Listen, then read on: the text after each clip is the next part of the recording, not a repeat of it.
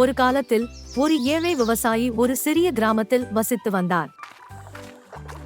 ஒரு நாள் ஆற்றங்கரையில் நடந்து செல்லும் போது ஒரு அழகான வாத்து சில புதர்களில் சிக்கிக் கொண்டிருப்பதைக் கண்டார். அதற்காக பரிதாபப்பட்டு வாத்தை மெதுவாக விடுவித்து வீட்டுக்கு எடுத்துச் சென்றார். மறுநாள் காலையில் ஆச்சரியப்படும் விதமாக வாத்து ஒரு பளபளப்பான தங்க முட்டையை இட்டது. விவசாயினால் தன் கண்களை நம்பவே முடியவில்லை.